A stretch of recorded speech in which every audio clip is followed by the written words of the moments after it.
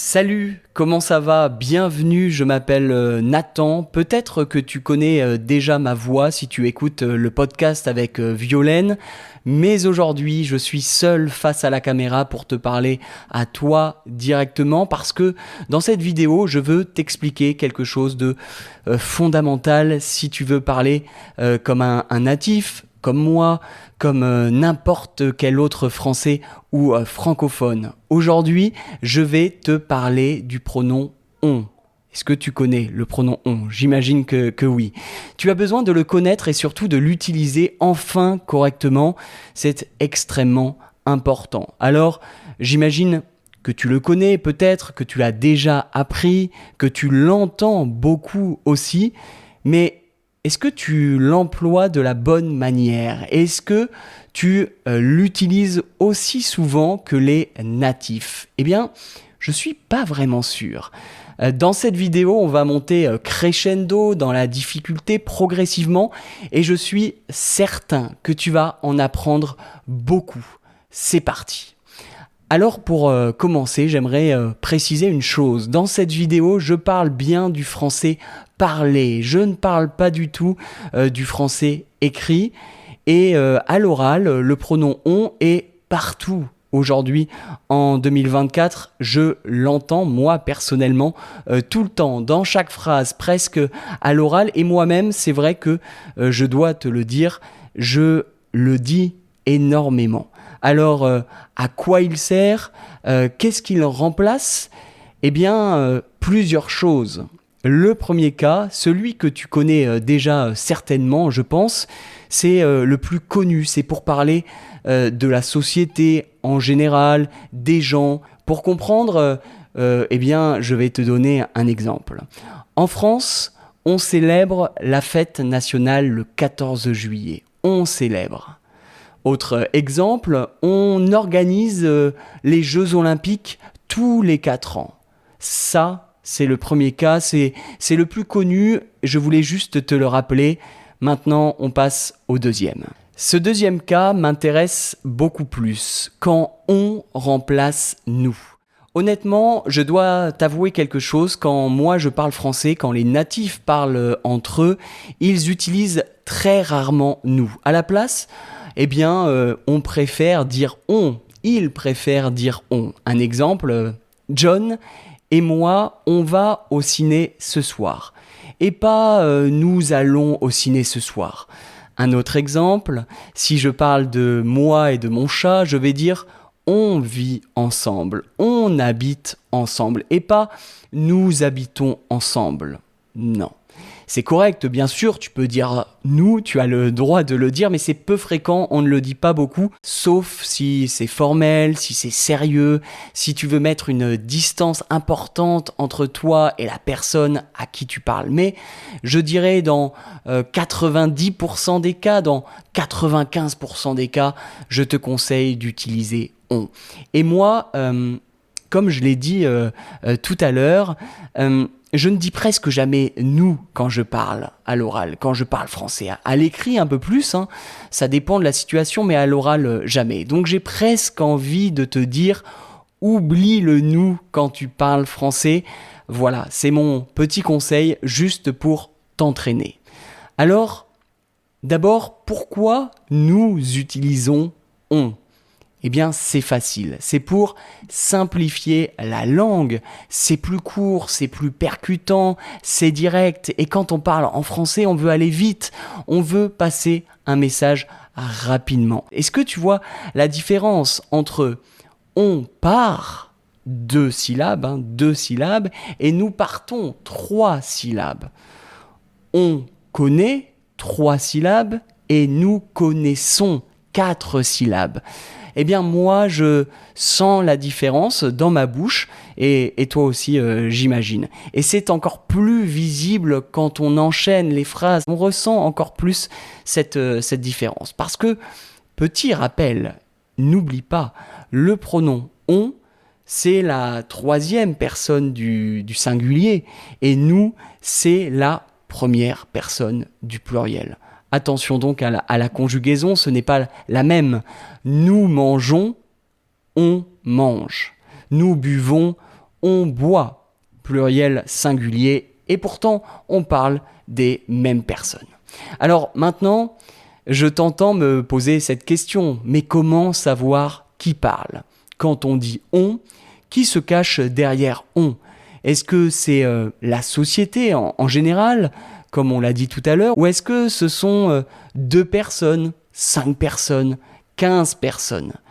Eh bien, moi j'ai envie de te dire, ça dépend du contexte. En fait, c'est le contexte qui va te donner la réponse. Regarde ces 2 phrases. Si je dis « en France, on aime le pain », tu comprends que ce sont les gens en général en France qui aiment le pain. Mais si je te dis « chez moi, on aime le pain », alors là tu sais que on signifie peut-être la famille, les quelques personnes qui habitent dans ma maison, dans mon appartement. Et ça, c'est le contexte qui est toujours très important. Maintenant, on va aller plus loin dans le français parlé. Tu vas voir, je trouve ça très intéressant parce que le pronom « on » peut remplacer aussi parfois « je », la première personne du singulier. Et oui. Je te donne un exemple. Comme d'habitude, on va imaginer une situation où tu es dans ton lit, c'est le matin, tu es seul, tu viens de te réveiller, on peut imaginer ça, tu as les yeux ouverts et tu décides de te lever pour commencer la journée. À ce moment-là, tu peux te dire « Allez, on se lève ». Je répète, tu es seul, tu parles à toi-même, mais tu dis « on » comme pour te motiver finalement. C'est très parlé, c'est très oral, mais c'est aussi fréquent. Je vais te donner une autre situation qui m'est arrivée la semaine dernière et je te partage une histoire personnelle. Donc je suis allé réparer ma voiture qui avait un petit problème. Je suis arrivé au garage pour faire la réparation et j'ai expliqué le problème au garagiste. Il était seul, il n'y avait personne d'autre dans le garage et pourtant il m'a dit « Ok, très bien, on va réparer ça ». Mais, je précise encore une fois, il était seul. Il aurait pu dire « je vais réparer ça ». Ça aurait été correct, bien sûr, mais à l'oral, c'est fréquent de dire « on » dans une situation un peu informelle comme celle-ci à l'oral. Et c'est même la même chose si tu vas chez le médecin ou si tu vas chez le dentiste, tu peux entendre ça. Par exemple, tu as mal à une dent, tu demandes à ton dentiste de regarder ce qui ne va pas et le ou la dentiste peut te répondre « Bien sûr, asseyez-vous, on va regarder tout ça ». Et là encore, dans son cabinet, dans la salle, il est seul. Voilà, je préfère te prévenir si cette situation se passe pour toi parce que tu pourrais dire mais pourquoi il dit on ? Qui d'autre dans la salle ? Non, il y a juste lui, mais le pronom je devient on. Et ça, je trouve que c'est plutôt sympa à savoir. 4e cas, et on va aller encore plus loin. J'ai encore envie de te donner quelques clés sur ce fameux pronom « on ». Petit résumé, j'ai dit « on » remplace les gens en général, la société. « On » remplace « nous », moi et une autre personne, moi et des amis, moi et n'importe qui en général. Ça, c'est très fréquent.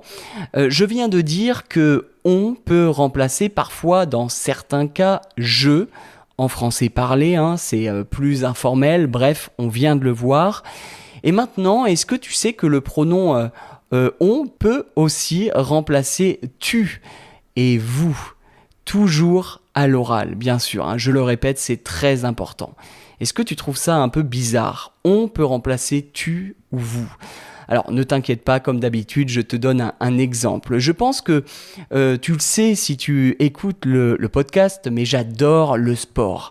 Alors, on va imaginer un coach, un entraîneur de tennis qui parle à son joueur ou à sa joueuse après un match. Il peut alors lui poser cette question. Alors, on est content de son match ?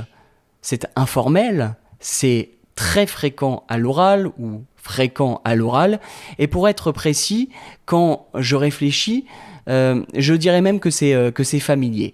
Quand tu connais déjà la personne, quand il y a une proximité entre vous, donc ça peut être un parent, un grand-parent, un ami, peu importe. Voilà. Par exemple, encore une fois, quand on parle à un enfant, on peut lui dire alors, on a fait ses devoirs, on a fait ses devoirs, qui veut dire exactement alors, tu as fait tes devoirs. C'est pareil. Et je vais même te donner un autre petit conseil quand tu parles à un Français. Parfois, moi, quand je ne connais pas bien une personne, j'hésite entre tu et vous. On ne sait pas vraiment s'il faut tutoyer ou vous voyez dans une situation précise. Et je suis sûr que toi aussi, tu connais ça. La personne en face de toi est sympa, par exemple, tu as un bon contact avec elle, mais tu hésites, tu ne sais pas quoi dire. Eh bien, dans cette situation, le pronom on va t'aider. Et oui, ça c'est plutôt cool. Par exemple, tu rencontres un voisin dans la rue, tu le croises, il est en train de se promener seul, tu le connais un peu, tu lui as déjà parlé, mais pas énormément non plus. Donc là, dans ce cas, tu peux lui dire « Alors, on se balade, on se promène ?» C'est exactement comme dire « Alors, est-ce que tu te balades ?» ou alors « Est-ce que vous vous baladez ?» Mais voilà, grâce à « on », tu n'as pas besoin de choisir entre « tu » et « vous ».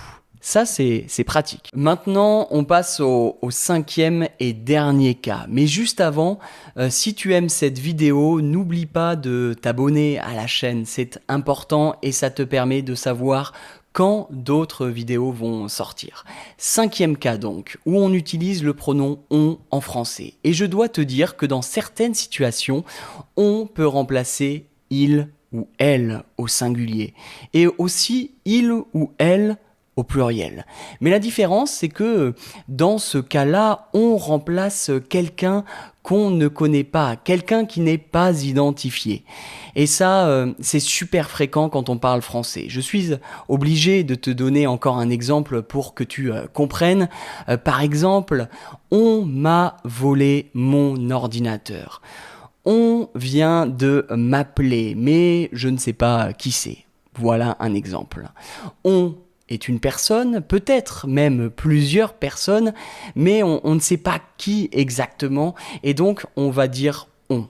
Autre exemple, ne t'inquiète pas, on m'a fait un cadeau, on m'a envoyé des fleurs. Peut-être une personne, peut-être deux, peut-être 10, on ne sait pas. Et donc on utilise on. Voilà.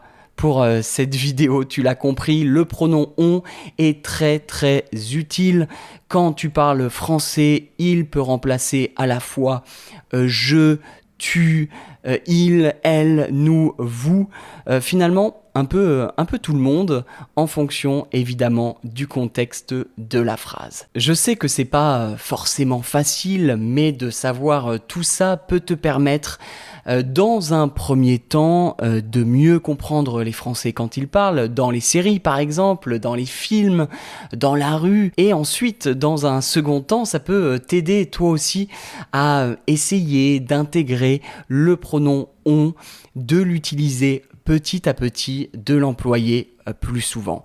Et je t'assure, je te promets qu'avec ça, à l'oral, tu vas vite, très vite progresser. À la prochaine, salut!